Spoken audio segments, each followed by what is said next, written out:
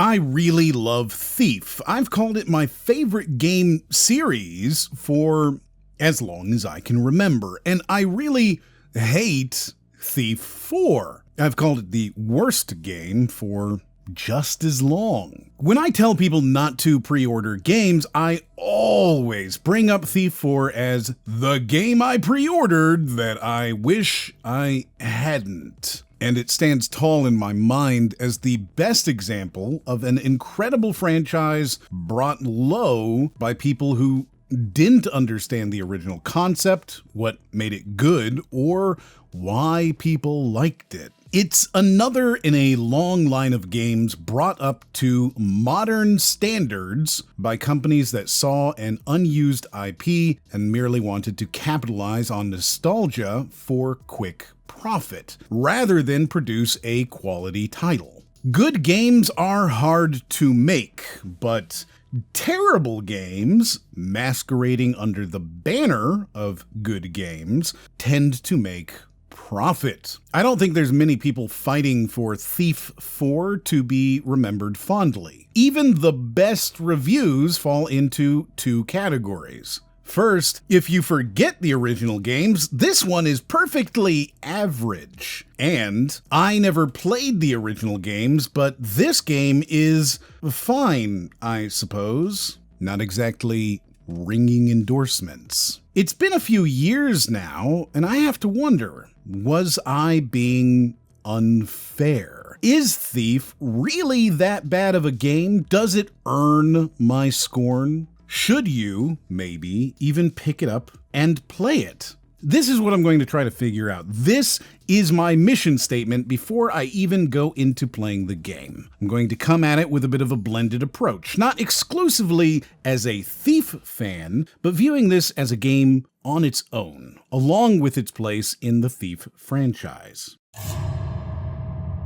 First, I want to tell you a little bit about Thief and why I like it, because it's important to have expectations, and it will help you if you understand what I expected from Thief 4 in the first place. Thief is a series about Garrett, a master thief who tends to steal because he needs to in order to survive. He's beyond accomplished, one of the best, if not the best, thief in the world. But he's not malicious or ruthless, a thief with a heart of gold. He's a little world-weary, but he's not against taking on a difficult task to prove he can do it, as long as he's being paid. Most of your missions are about stealing one big item, and you only steal smaller items to pay for equipment for the big heist. And even then, Garrett comes across as the type who would rather not eat for a few days to get one high-quality lockpick, rather than take on a job he doesn't think is worth his time. From a gameplay standpoint, this is a pure stealth series. There is combat, but you are weak. You cannot take on multiple enemies. And in almost every case,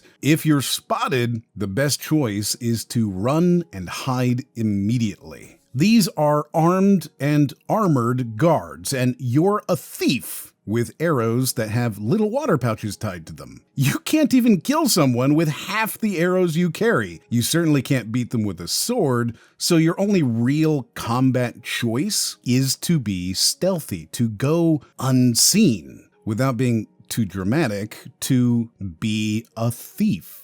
You're no assassin, you're not special forces, you're just a thief, but a really good one. Everything about the series was geared towards solidifying that feeling. Maps in the game were handwritten and inaccurate, with entire sections of the maps being left off if the person whom you received the map from in the lore had no reason to ever go to that part of the level. A prison no one's escaped from might only show you that there's hypothetically multiple floors. You often find Garrett unwilling to steal certain items that he can't fence or that aren't worth the time and effort. And everything you steal has a story attached to it. Mix this in with incredible environmental storytelling, fantastic sound design where footsteps are deadened by carpet and echoes are heard by guards and investigated, some of the coolest voice acting, and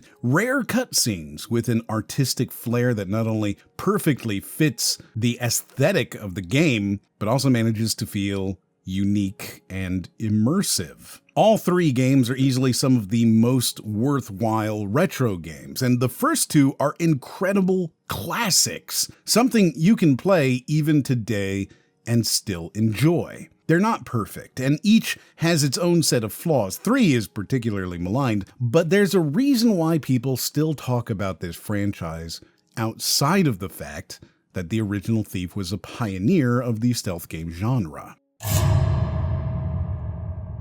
Thief 3 was a culmination of a lot of those flaws, even though it was written by the voice of Shodan, which I think means it should have immediately been a hit. And this sort of ended Thief as a franchise. It was, at that time, part of Ion Storm, the company John Romero founded after he left id. And after releasing Daikatana, Anachronox, and Deus Ex 2, that was sort of the end of Ion Storm. So a Thief 4 was expected to never happen. Some of those developers who had worked under Warren Spector on Thief and Deus Ex went on to make Dishonored, which is essentially Thief with a bit more combat. And there really wasn't any major interest in another Thief, except that, well, Corvo is cool, but he's still no Garrett. Dishonored did pretty well, though, and Eidos suddenly thought they should capitalize on this and make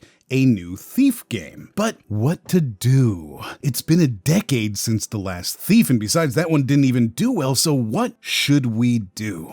Well, Eidos and Square, they decided that the new Thief should be a reboot, a complete restart of the franchise. That way, they're able to make new decisions and storylines without trying to keep up with all that stuff from the first games. They replaced the voice actor and made the game a little bit more action-oriented. And then the game came out. I played, well, I think about 4 hours before I just couldn't do it anymore, and that was the end of it. It had become the worst game, the biggest disappointment, just a pile of trash. Within a month, it had less than 300 players. Within 3 months, it was 50% off, and 3 months after that, they're basically giving it away for $7.50. They pushed out 2 lackluster DLCs that nobody played and relegated Thief to the garbage pile of failed games, coming out every single Steam sale at a shockingly low price of $2.99.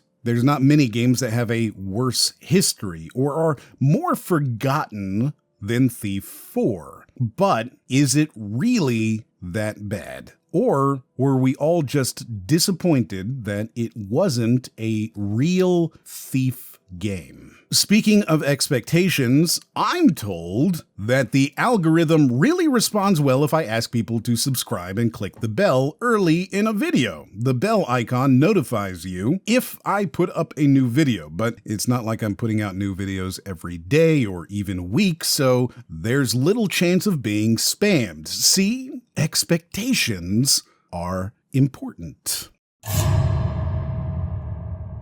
Now, is Thief 4 the worst game ever? If you've gone through all this, and even my little plug, and you're still here, and this is all you want to know, no, it's not the worst game ever. Is Thief 4 a good game? No, it's not a good game either. Is it bad? No, not really. In fact, if anything, Thief 4 is disappointingly mediocre. The story, the gameplay, the graphics, the AI, the movement, everything is just on the other side of good. Let's start with the structure. Thief is open world-esque in that there are these connected segments of city, the docks, the church, the fish market, and about a half a dozen more spread across 2 districts, the Stone Market and South Quarter. This is easily the most obvious place to complain about Thief, as the way they built this city leaves so very much to be improved. Not only is it painfully difficult to even remember how to get around the city, as everything looks about the same, but as you might expect from a game from 2014, each time you go to a new part of the city, it resets. The guards are back wandering. There's no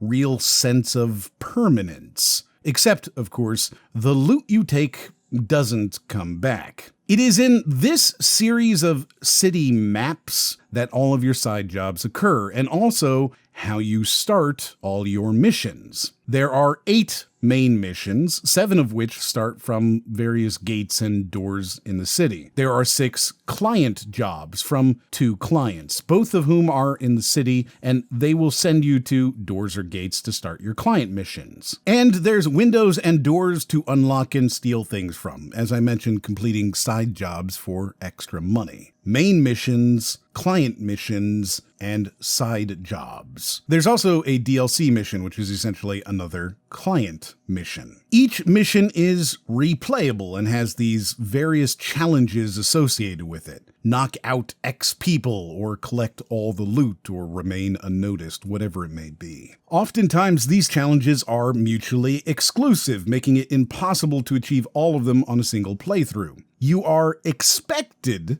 to play each mission at least once, but sometimes twice or 3 times to successfully complete all of the challenges. After you've done that, you can go back and play the map again on a challenge mode. There's 3 different challenge modes. First, collecting as much loot as possible within a period of time. Another that's exactly the same, except the total amount of time is capped. And finally, a mode where you collect specific pieces of loot as fast as possible under specific instructions. All of these require you to know a map really well, to play it a lot, to learn the movements and locations and know where all the guards are, their paths, and how to avoid them. A speedrunner training course, in a way. And that's it. That's the whole game and all of its content. These missions are spread out across 3 chapters, and I use that word here knowing the game calls its missions chapters, but that's not what I mean. You could call them acts, the 3 acts of the story, but it makes sense for me to explain them here as chapters. Each chapter consists of some number of main missions, 1, 2, or 3, and 1 client mission from each of the clients, plus a new batch of side jobs. You'll find yourself running back and forth through the districts of the city,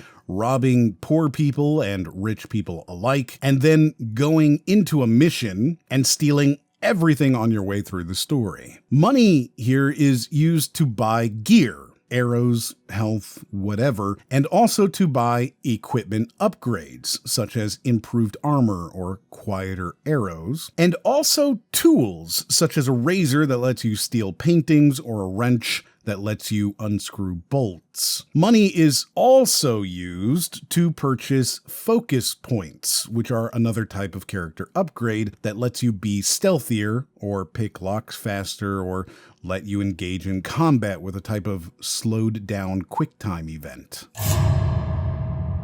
QuickTime events are common in this game, but they're all in really annoying places. Unlike a lot of games that came out around this time, you don't have QuickTime events during scripted sequences or in the middle of a boss fight, so that's definitely a plus, but you do have to tap, tap, tap, tap, tap on a button every single time you open a window or transition through a blockade, and you're going to be unscrewing the same grate a dozen times because they just don't stay open. This means your experience consists of something like this. Sneak through the streets. Find a grate. Press the action button to unscrew the grate. Press the action button to open the grate. Walk through the vents. Press the action button to unscrew the grate on the other side. Press the action button to open the grate on the other side. Realize you're in the wrong room. Press the action button to go through the grate again. Walk through the vent. Press the action button to open the other grate again. Walk through the streets. Come up to a blockade. Press the action button to transition through the blockade. Tap the action button 20 times or so. For the QuickTime event that's just here in the middle of the transition. Wait for the transition to end. Walk through the streets. Press the action button to climb a rope. Wait until you're in the exact perfect angle to jump off the rope. Press the action button to jump off the rope. Walk to a window. Press the action button to start opening the window. Tap the action button 20 times or so for the QuickTime event of opening the window that's just here. Now you're in a house. Oh, but is it the right house? Because if not,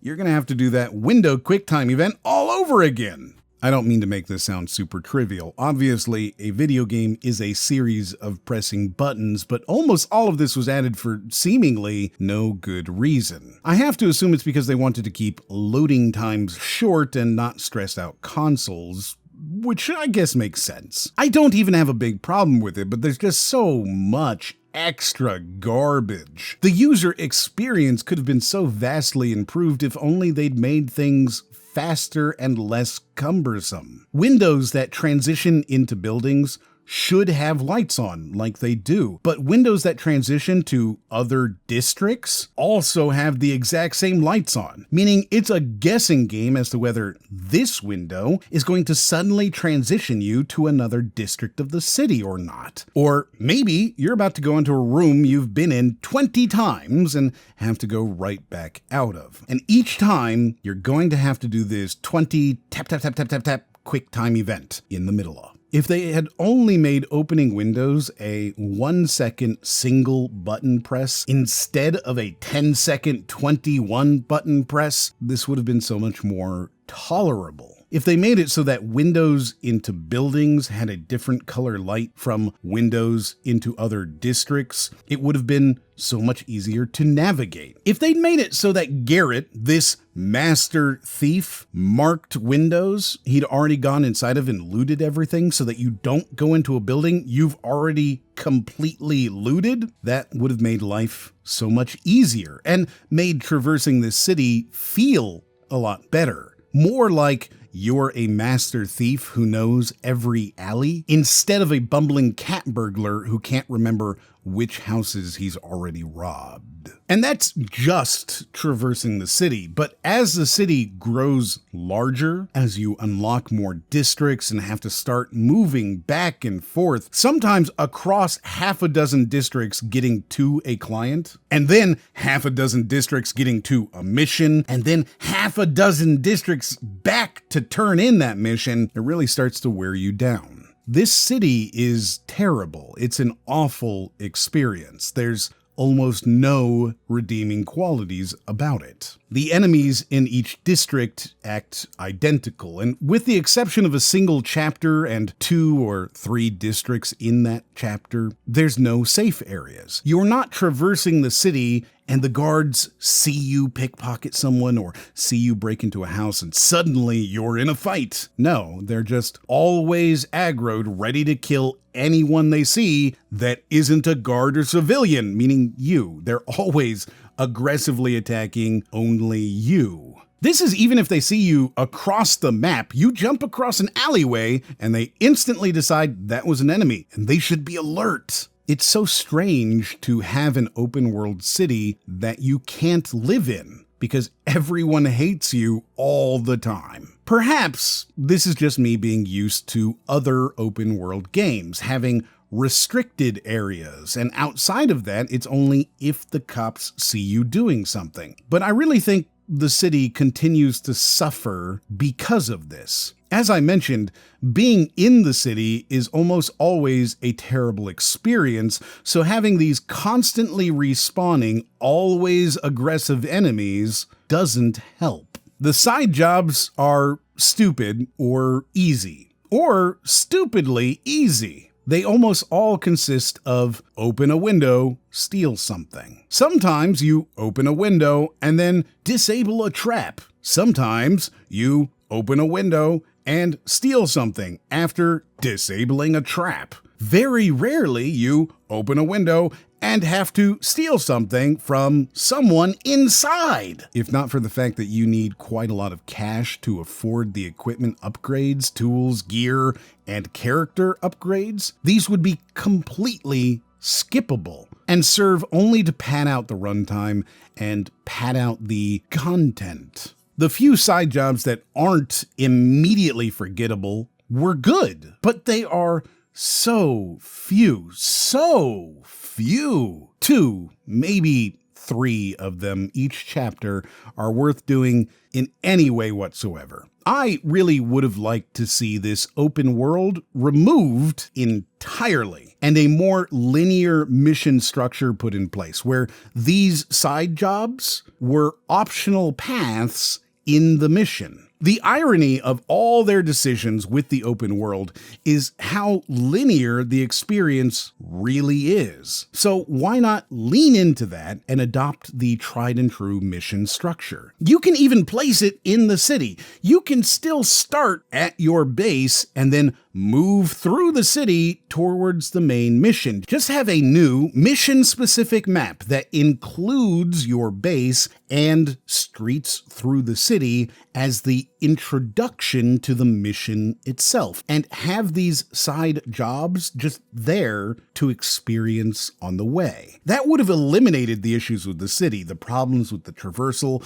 and also allowed them to really focus in on providing a clean and crisp experience in that city. I'm not sure there's a whole lot of value provided by running through the streets, breaking into houses. I get where they wanted to go with it, but it failed. Of course, the city is only part of the game. The rest of the gameplay takes place in those missions, and really, that's the meat of it. The city may have failed in its attempt to make the missions feel like real places that you travel to, but once you're in those missions, it's all about the gameplay. And frankly, the gameplay is okay. It's mostly Thief-like. It's a pretty tolerable stealth game, and most of the missions are okay.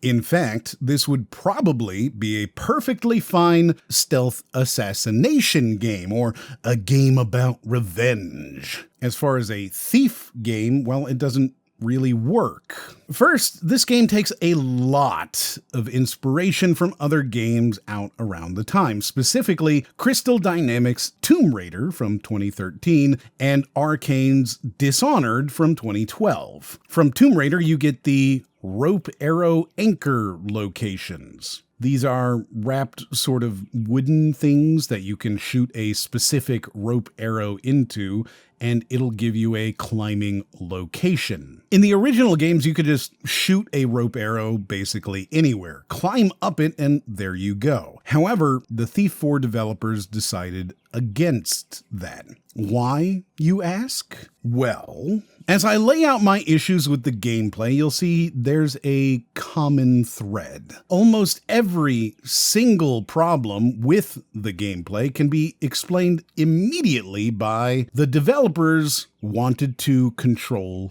the experience very tightly. You are barely a participant, and you're not trusted to put things together or make your own deductions. No, you are being told a story. You are a passenger, a passive witness to what occurs. That story is above the gameplay, and everything is fit to the telling of that story. So rope arrows aren't very good because you get too much freedom. You can sequence break the levels, you can avoid areas, you can do things that are difficult to design around. This doesn't work for the philosophy of this game.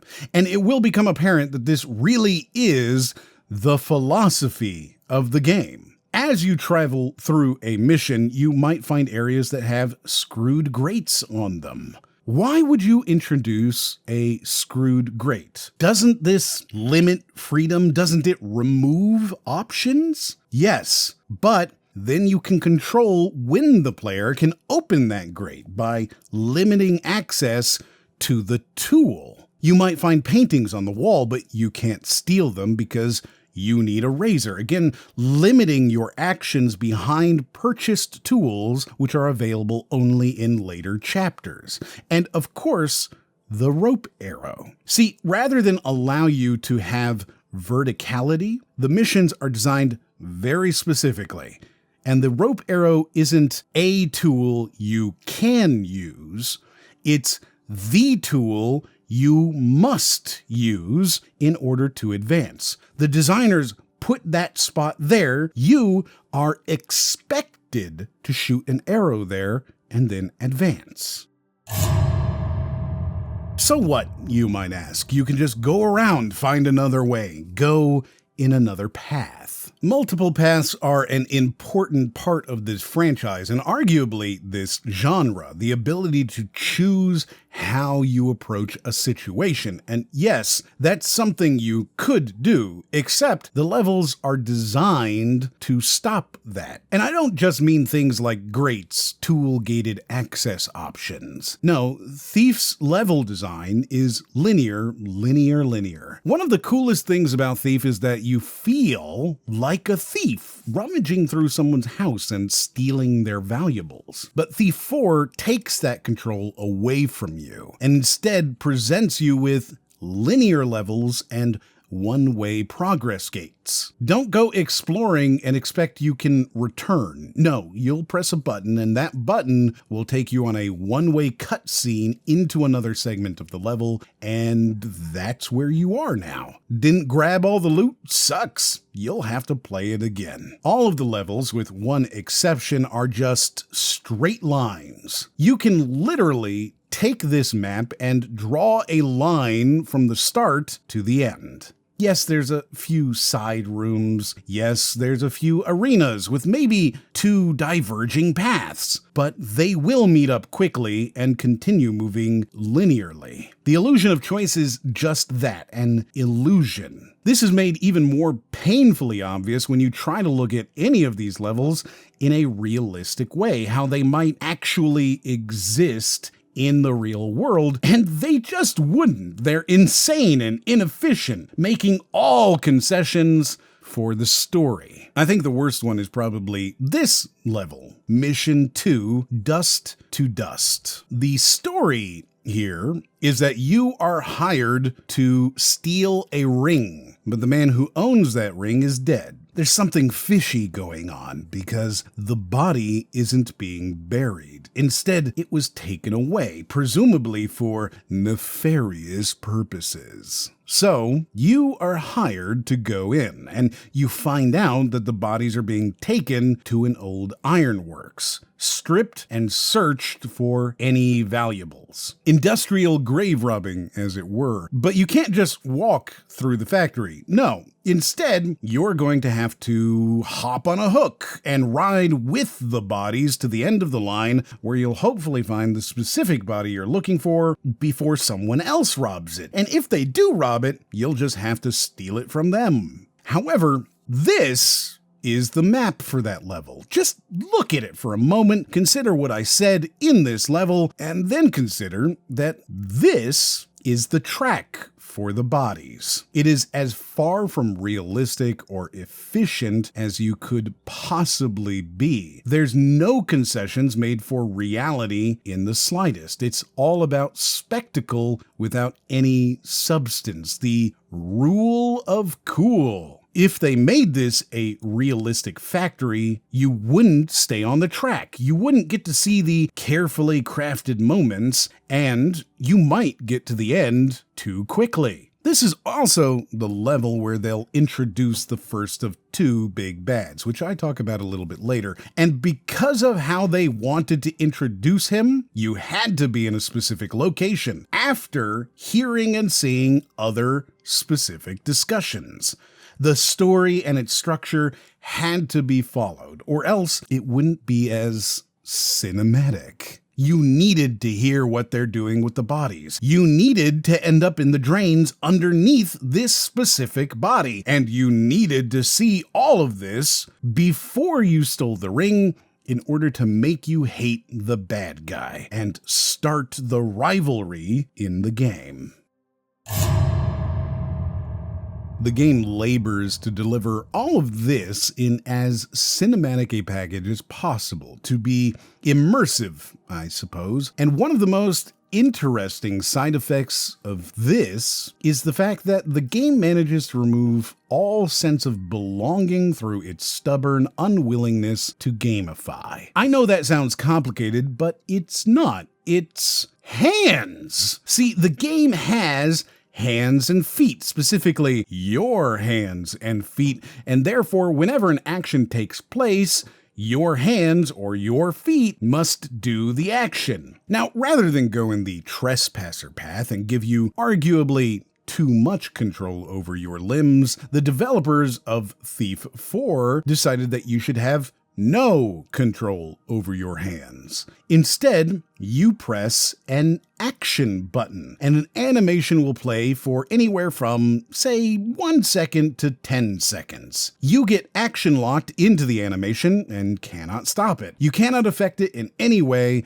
you just passively watch. And this is everything. Every single thing you do in this game is an animation. Open a door, animation. Close a door, animation. Open a window, animation, and then QuickTime event. The window is especially egregious because you can't cancel once you're in these animations. So if you decide not to open a window after clicking the first time, no, you're opening the window. Take something off a desk, animation. Take something out of a drawer, animation. Take something from a guard, animation. Knock out a guard, animation. This is a remarkably non-immersive thing to do that plays into the storytelling, the lack of control. The developers wanted to make sure that knocking someone out took 5 seconds because, yeah, it takes almost 5 seconds to knock someone out. The doors, though, are just infuriating.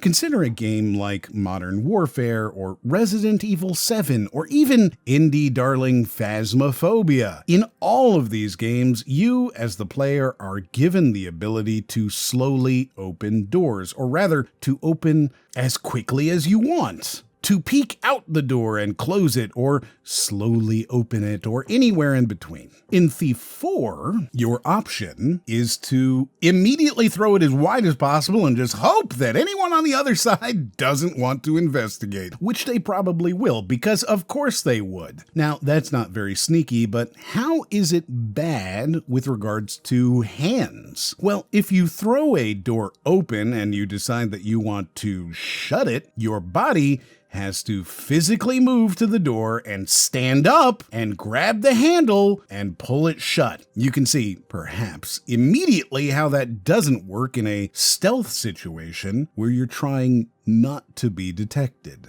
So opening a door comes down to whether or not you can hear anything, and then luck. Just the luck of, is there perhaps somebody just outside the view of the keyhole that's going to immediately be aggroed when you open this door? And we're back to the bumbling cat burglar instead of the master thief. This is called a context lock, and as you might glean from that word, context, you get locked into the action based on what action you take. If I'm a developer and I only want you to do context-locked actions because I need to keep you immersed in the reality of your hands and legs, and you cannot go outside of the bounds I've created, I need to take some things away. So, contextual controls only. No jumping, no falling, no climbing in unclimbable areas.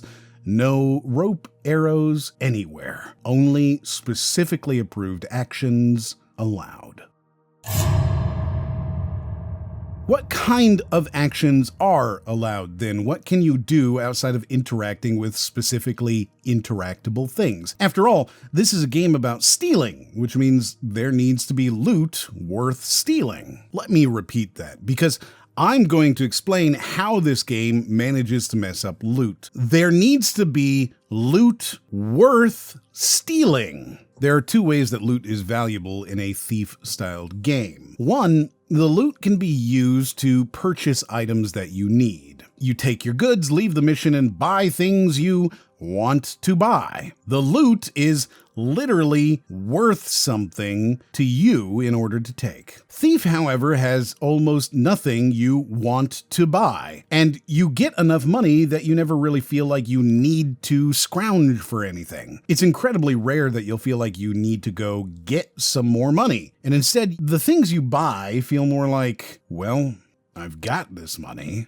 I should probably buy something with it. The only exceptions to this are the tools, the razor, the wrench, things like that, where the game bars your entry if you don't have them, but they are inexpensive, and you should be able to afford them immediately upon the game unlocking them for you. So looting isn't really worth anything to you because there's nothing you absolutely must buy. And money carries over from mission to mission because of the open world aspect. This means that if something is expensive, you can just do a single mission and you'll have it. That isn't how Thief worked, but I don't necessarily think this is damning of the loot system in Thief 4. It's just not very good. What is damning, however, is that none of the loot is worth stealing in the second way either. That is, the loot itself is valueless junk,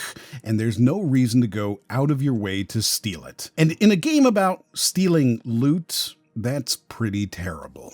See, as I mentioned before, Thief was a series of games where you go on a job to steal something specific, and you'd grab anything nice along the way. You'd steal expensive golden wine bottles. You'd take actual money, gold, silver, copper left lying around. You'd take cups or plates fashioned from actual gold. You'd take gold nuggets, silver nuggets, golden wedding rings, necklaces, and rare gems. Perhaps you notice a trend. You'd take very expensive rare metals and gems, things that could be melted down or otherwise easily turned into spendable money. You didn't take, say, the plaques from the actual walls or the cheap desk bells from the counter of a bank. You didn't stuff your pockets full of ink bottles and forks. You didn't take everything not literally nailed to the ground like a weird klepto. Thief 4 is a game about being an obsessive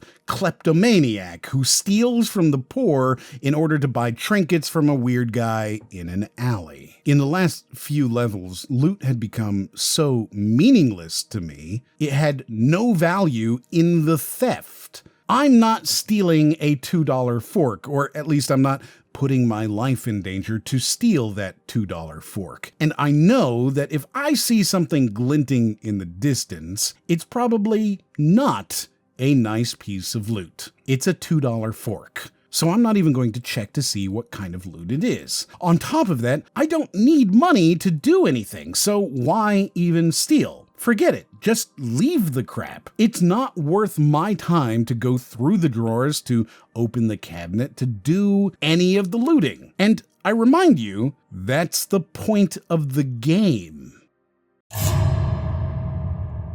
The question of what this game is really trying to be is incredibly difficult to ascertain. It's clear, at least to me, that they really wanted to be Tomb Raider, and they were really upset that Dishonored took the crown away from them, but they didn't know how to make a good game and just sort of did whatever was popular or trendy. There are climbing segments in this game like Assassin's Creed, and they are jarring and completely misplaced. They don't even feel remotely interesting, and rather than keep you in first person, the mode you've been in for hours and will be in for more. The mode they sacrificed everything to maintain your hands. Instead, they take the feeling of control and immersion away from you again to throw you into this wall jump thing. I can't believe they couldn't have built a different way to do this because they have different ways to do it. They have rope arrows, they have the ability to mantle climb, they have solutions, and yet a few times throughout the game this wall climbing thing. I assume some producer's daughter thought it would be really cool to climb like Ezio, and the developers were forced to include it because it even goes directly against the philosophy of the action button, their forced divorce from the actual touch of the game. It's thoroughly confusing. Similarly, if you asked anyone who plays Thief what makes Thief, you'd get a series of answers, a list, and on that list of 10 items would be 2 things the same on all of them. Sound and Steven Russell, and neither of those are in Thief 4. There's no listening for guards' footsteps because they don't have any. The guards can sneak up on you, just suddenly be there because they're quieter than you are. Equally bizarre is that there's no sound differentiation for you. There's no reason to walk on carpet to be quieter. There's no reason to avoid running on metal. Your footsteps do not carry. Guards are deaf. They can see you, but they can't hear you. They can hear if you break something, but not if you run above them on a metal grating. There's no leaning into a door to hear conversations either. In fact, listening to conversations in the game is terrible because the sound is trash. The mixing is absolute trash. Some speakers sound like they're next to you. No, petals do not work directly with the client. Some sound like they're in another room. Many secrets must not be lost. Some don't speak at all. You will have your tax. It's shockingly low quality sound, especially for a game franchise that was so built around sound. You absolutely need to play the game with subtitles or just forget hearing half the conversations entirely. Steven Russell would be the second thing on that list because to a lot of people, he is the voice of Garrett. Now, Eidos decided to hire an actor to do motion capture and voice, and for that reason, they felt Steven was not a right fit. A euphemism for either too old or too out of shape, but neither are very flattering, considering this is the voice of a character that launched and bore the entire franchise. His voice is the voice of Garrett, and changing him felt weird. I've got nothing against Romano Orzari, the actor hired for the role. He's not grating or a bad actor or anything like that. He just isn't Garrett. Again, a muddling of the identity of the game, and a lot of it unnecessarily. One of the biggest, weirdest changes comes in the form of the focus system,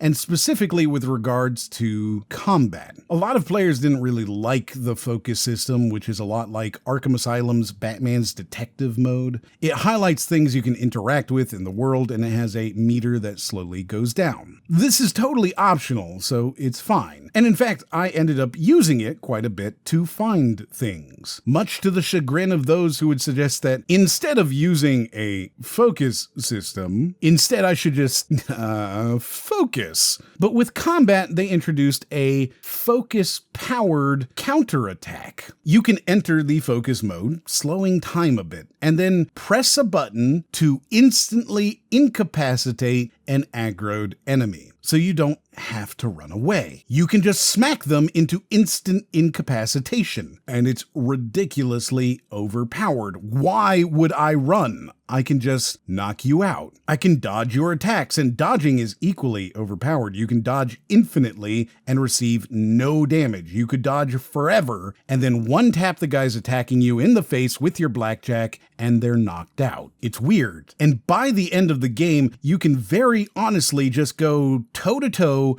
with rooms full of guards. Something, again, antithetical to the very concept of Thief.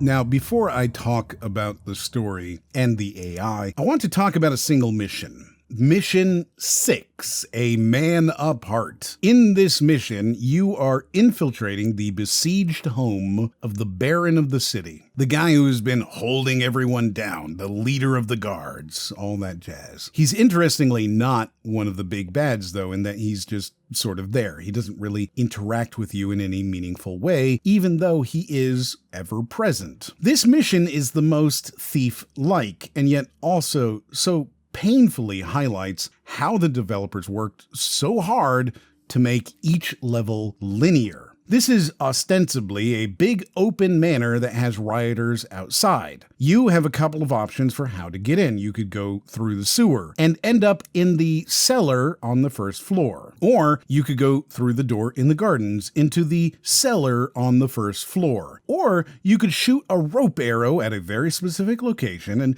climb up to go into the attic leading to the second floor. If you're on the first floor, you'll need to get up the stairs into the second floor. Then on the second floor, which you'll now notice all three paths have converged, you can search for the loot throughout the mansion. As you look throughout the area, you'll find that there are guards posted unmovingly in specific locations looking down hallways. This forces you to go another way, usually through a crawl space or to disable some traps and clear another part of the house, and then you come around and you're right behind that guard. You just cleared that section of the house, and now you can remove the guard and freely go back and forth. This mission could have been really cool. It could have been the mission that showed how this new thief could retain the spirit of the old thief, and yet they couldn't even bear to allow that to happen, and instead had to force linearity into what should have been an open mission. The story of Thief is sadly interesting enough. It's not super good, and it's schlocky and cliched and generally not the best, but it has interesting points. They're usually small points that get washed away pretty quickly, but you can see the glimmer. That mission where bodies are being stolen to be industrially grave robbed, that's a cool story, and it goes absolutely nowhere. The overarching storyline is madness. It makes no sense at all. In fact, I will tell you the whole story, and it won't change a thing. It's not even a spoiler. You fall through a window and break a stone. Then you wake up in a cart sometime later. Your enemy thief is dead. You return to your life to find that time has passed, maybe a lot of time. So you go to visit your friend Basso the Fence. He says you've been gone for a year. You don't care and ask for a job. He sends you to steal a ring, the ring from the dead guy before. While you're there, you are spotted by the Thief-Taker General, a term that is not explained any further than that. You take another job, to steal a book. After stealing the book and the ring, the Thief-Taker General kidnaps Basso. You decide to break him out of jail because you doing those two jobs got him arrested. You sneak into prison, and while in prison, you decide to break into the vault that's housed there. You do this because, quote, that's what you do. So far, the story is happening because of actions that you took. You stole the ring and book, which got you noticed by the general, which got Basso kidnapped, and now you're rescuing him. At this point, the story shifts, and you are no longer acting in the story, but being acted upon by it, and being given information rather than finding it organically. While in the vault, you have a vision. This vision tells you to go to the asylum because Aaron is still alive. Aaron is the enemy thief that died in the beginning, but from this point on, you really care about this enemy of yours, or maybe it's your sister or a lover. It's really confusing what the connection is here, but regardless, you really care about her now. Then, when you go to the asylum, you have a vision that tells you what happened in the asylum and tells you to go see the Baron. There's monsters in the asylum, but also weirdly, like some regular dudes who are just locked in their cells that you accidentally release. Like, this deserves an aside. This whole place is supposed to be shut down. No one comes in or out. Everyone's dead. And yet there's just like 4 dudes hanging inside cells and attacking you the moment you open the doors. This isn't a level with actual monsters, but they couldn't use the monsters here. Why did they do this? It makes no sense. Anyways, you go to the Baron's house, which is being besieged by Orion's forces. Orion is the guy who asked you to steal the book and ring, and now he's rabble-roused the populace up to depose the Baron, though you probably won't remember that because they didn't really play up who the hell Orion is. He just suddenly has this army. So you go to the Baron in his house and he tells you that you've been playing Orion's tune all along. You stole the book because he wanted you to. You stole the ring because he wanted you to. He's been leading you by the nose. He has the girl. He somehow stole her sometime. And also, you're the final key because he needs you for some reason. It's literally just, oh, you're actually the final key because your eye is weird. Orion intends to use the ring and the book to pull the primal out of the girl, Erin, the girl you really care about this half of the game. But he needs the stones you stole, and somehow it's suggested that he orchestrated your vault theft as well, which suggests that Garrett is so easy to manipulate that all you need to do is jangle some keys in front of him, and he'll come to steal them. The Baron then sends you to his second vault in the basement to get a second stone, even knowing he thinks you're a pawn and shouldn't have the stones, because you'll give them to Orion because you're a pawn. But no, he just tells you one's in the basement and then sends you to the basement. During this, Orion's forces break in and you have to escape the house on fire and go to the basement. And there's the shard. Now you have two. And the third one is with Orion. So you go to Orion just like a pawn. And Vision steal the last piece from him while being attacked, maybe suddenly, by the ghost of Erin, the girl you care about for some reason. This leads Orion to suddenly, see you there because you were invisible, maybe. So he runs away with the girl, and the Thief-Taker General is there now, and you fight him in the dumbest, lamest boss fight ever. What a stupid thing to have in a stealth game. So you follow Orion, and he has a boat for some reason, so you get onto the boat, and Erin kills Orion, and now you're fighting Erin, and then you steal the primal from her, maybe, and she falls to her death, or doesn't. There's muddy footprints, so she lives and still has the primal, or maybe she is the primal, or it's gone forever. Maybe. It's confusing and it makes very little sense, and boy is it just the worst. There are two villains, Orion, who you interact with twice and then forget about entirely until he suddenly shows up as the big bad, and his Darth Vader in the Thief-Taker General, except why he's working with Orion makes no sense, because you stole that ring from him in the first place, remember? But okay, he's the villain, and he's so cartoonishly evil. He kills henchmen for no reason. He forces sex workers to pay him under the table and also give free services. And there's a strong connotation that maybe he's into underage girls as well. And he has this stupid haircut to just make you not like him even more. He's unrepentantly evil, shows up to thwart you at every major turn, and even injures you so badly that for the last half of the game, your hand is wrapped in a bandage. And then you have to fight him, which he's a thief taker. That's nonsense. Why would you fight him? But hey, you're a combat thief, I guess. So 2 arrows and he's down. This would be forgivable, or at least more forgivable, if the AI were really strong and interesting. However, the AI is instead very, very dumb. See, part of the problem with a linear map design and these constrained movements and context-locked actions is that you can't have strong AI or the player will be overwhelmed immediately. The AI has to walk in preordained little paths because large sweeping loops through the entire map aren't possible. Having a lot of guards that are just patrolling and forcing the player to keep their eyes and ears open doesn't really work because, well, it's just this tiny little path with 2 or 3 rooms. So the guards can't really walk back and forth. Because of this, they can't be too aggressive either because you will be engaging them in these tiny rooms. You're not able to just run away and engage them somewhere else. You have to engage them in this hallway, this room,